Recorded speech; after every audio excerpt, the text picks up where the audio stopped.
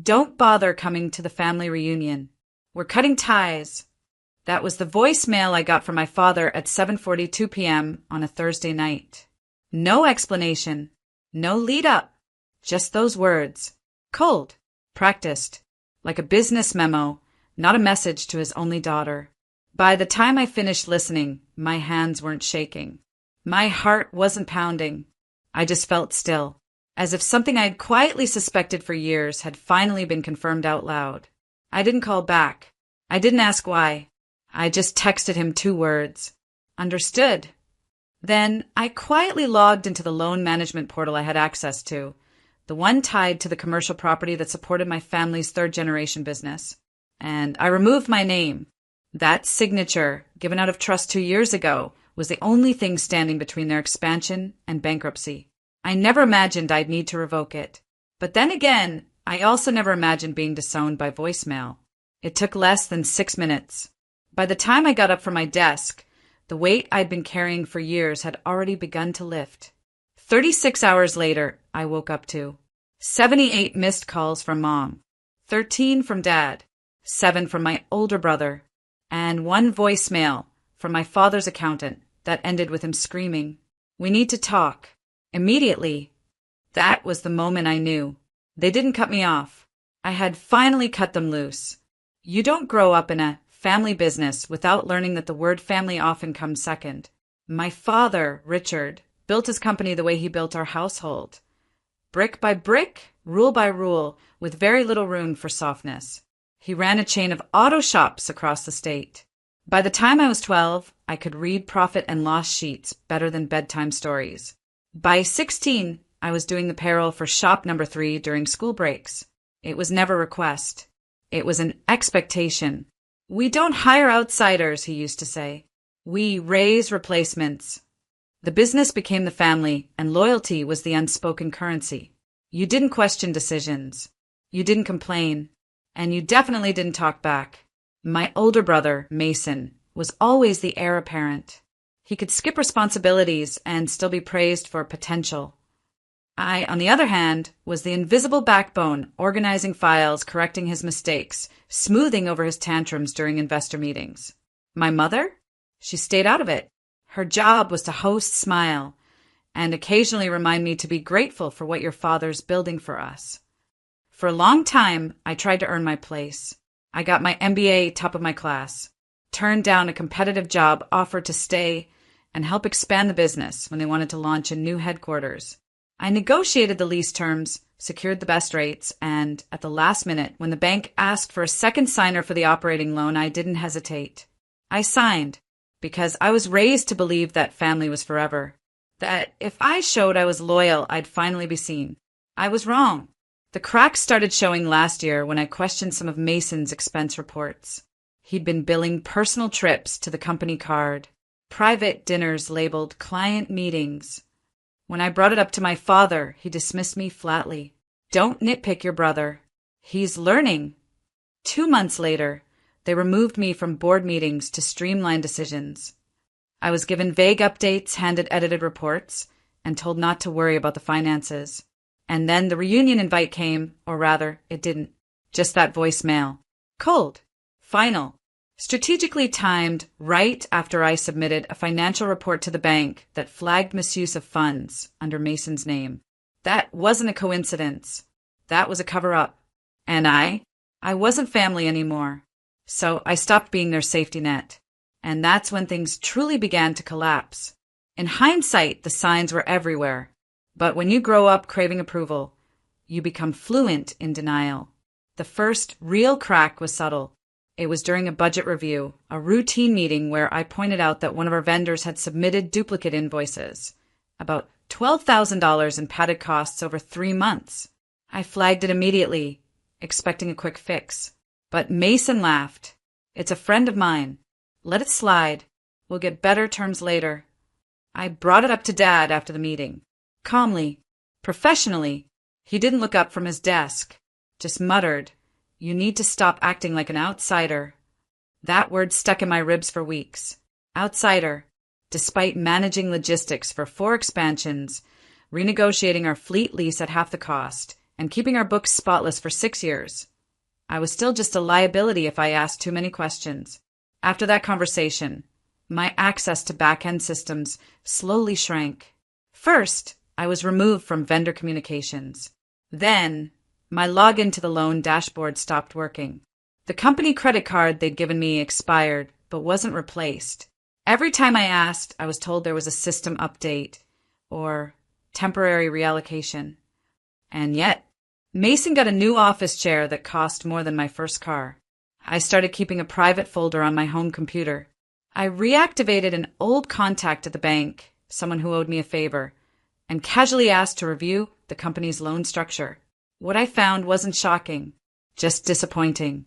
The loan we had taken 2 years earlier to expand into regional markets, the one that was supposed to fuel our future, was underwritten with 2 names, my father's and mine, and the payments barely being made. The company was behind. The collateral terms were close to default. And worse, my name was being used to keep creditors patient. Because I had excellent credit, because I had no debt, because I was the responsible one. And yet, I wasn't even being told the truth. I started pulling everything I could. Internal spending reports, emails Mason sent under my name, records of where the funds were going. That's when I realized this wasn't just betrayal. It was strategic exploitation. They'd been phasing me out of the family, but keeping me just close enough to cash in on my signature, until they didn't need me, until I flagged the truth to the bank. And suddenly, I wasn't family anymore. I was inconvenient. When the voicemail came, it didn't shatter me. It confirmed everything I already knew, and it gave me permission to do what I'd already started preparing for. I didn't respond emotionally. I didn't argue. I didn't ask why. Instead, I took a deep breath, opened my laptop, and clicked into the secure folder I'd labeled Redemption Plan. Inside, a digital copy of the loan agreement I had signed 2 years ago, evidence of loan misuse, my communications with the bank, a termination request Danielle had drafted weeks earlier. Yes, the same Danielle from law school, the woman who had helped Elena take down her husband in a different life. Some connections are worth keeping. Danielle and I had reviewed the terms multiple times. I had signed as a co-applicant, but not as a guarantor.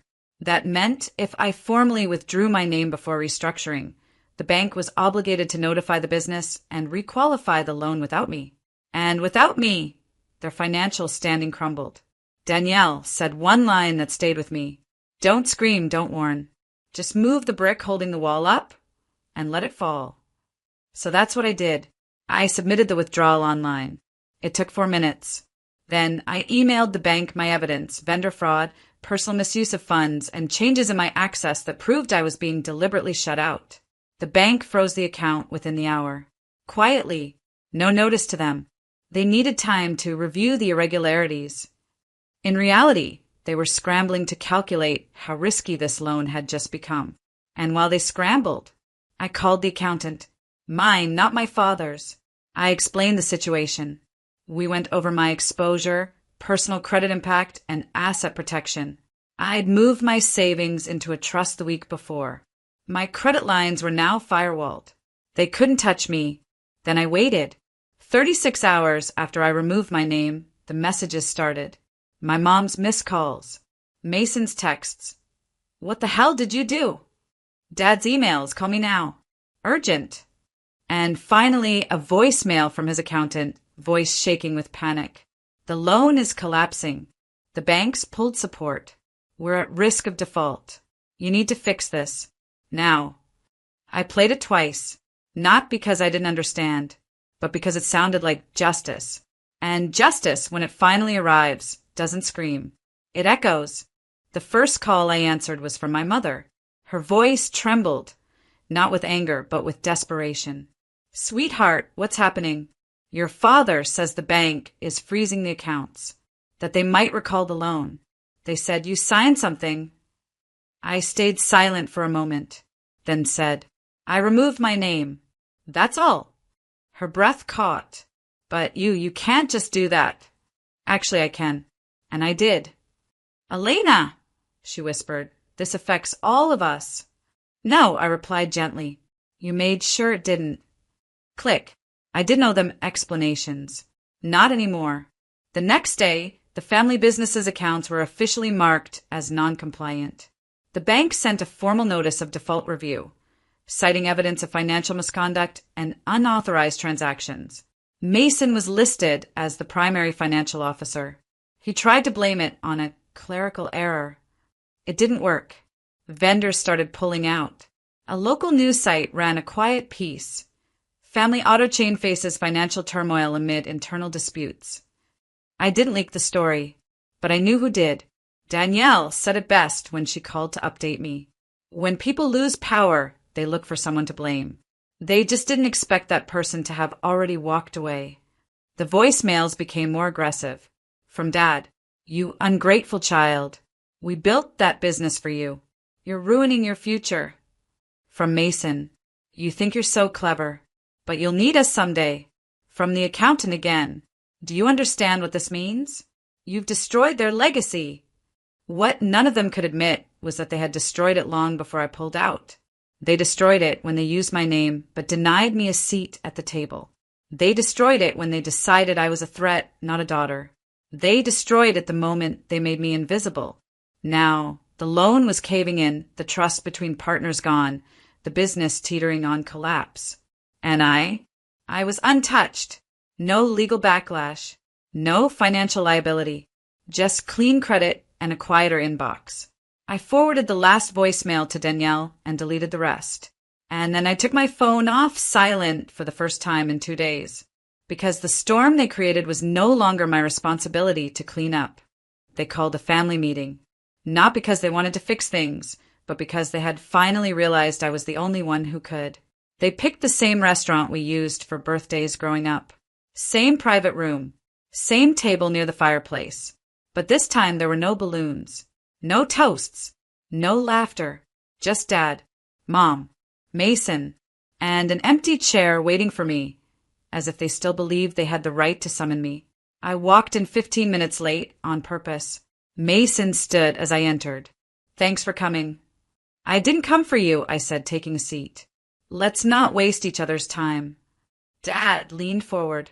"You made your point, loud and clear." "No," I said calmly. "The bank made my point. I just stopped protecting your lie." His jaw tensed. "We're trying to hold this together.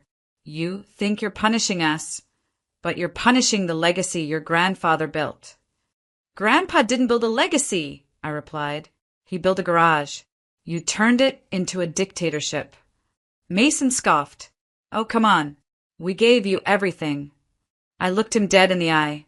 "You gave me a job, not a voice." The silence that followed was suffocating. Finally, my mother spoke, quietly. "What do you want, Elena?" And that was the question, wasn't it? What did I want? Not revenge. I had already taken that. What I wanted was clarity. I stood, placing a sealed envelope on the table. "This is a signed affidavit confirming I've permanently withdrawn from the company loan, the board, and all business operations. You will never use my name again." Dad opened his mouth. "I'm not finished," I said. "I'm also submitting an anonymous tip to the state auditor. There are funds missing, vendors unpaid, payroll inconsistencies. It's your mess now. Fully, legally." Mason's face went red. "You'd destroy us over ego?" "No," I said, collecting my purse. "I'm not destroying anything. I'm just removing the illusion that I was ever part of it." As I walked toward the door, my father said the last thing I ever expected. "Elena, please." I paused, not from hesitation, but from satisfaction. Then I said, without turning around, "You left a voicemail telling me we're done. I'm just agreeing with you, formally." And then I walked away.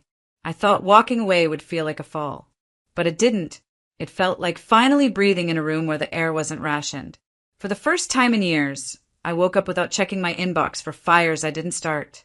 My calendar wasn't crammed with meetings I wasn't invited to speak in. And my phone didn't ring unless someone actually wanted to hear from me. I moved into a small loft downtown, open windows, quiet mornings, and enough space for both a desk and my peace of mind. I started consulting for small women-run startups, helping them do what I was never allowed to do, make decisions. Turns out the skills I sharpened in silence were gold in the right hands. One of my first clients asked why I left the family business. I told her, because I stopped confusing being useful with being respected. She nodded like she'd heard those words in her own life too. I saw Danielle often. We met over coffee, and she kept trying to convince me to start something official, a boutique firm that helps women get out of toxic business ties and protect their futures. We sketched out a name on a napkin, Anchor and Flame, because sometimes you steady a ship, and sometimes you burn it down. Within a month, we had our first 3 clients. Not just women from broken partnerships, but daughters, wives, and sisters who'd been told they were part of something until they dared to ask for control. Helping them didn't heal me. It reminded me that I'd already done that. I didn't need apologies from my father, or respect from my brother, or recognition from anyone who had trained me to shrink. I had what they never gave me, not inheritance or legacy, but freedom. And freedom, once it's tasted, doesn't settle for less. 3 months after Courtroom settled it all, I got one final envelope from the family business. It wasn't from my father or Mason. It was from the bank. Inside was a simple letter. The commercial loan tied to your name has been fully transferred and settled. No further obligation remains. No, thank you. No apology. Just a clean line drawn in ink and legality. I smiled. Closure doesn't always come from the people who hurt you. Sometimes it arrives as a final balance statement with zeros across the board. I placed the letter in a file marked complete and slid it into the back of my cabinet. That night, I lit a candle on my loft windowsill and opened the window wide. Outside, the city hummed, distant but alive. I thought about that voicemail one last time. Don't bother coming to the reunion. We're cutting ties. They wanted silence, obedience, absence, and they got all 3. But what they didn't expect was that I would thrive in that silence. That I would build something not out of revenge, but out of truth. That I would become more than the invisible daughter they used for signatures and silence. I poured myself a glass of wine, opened the latest client file, scribbled a note to a woman named Mira, whose husband had locked her out of their bakery's books.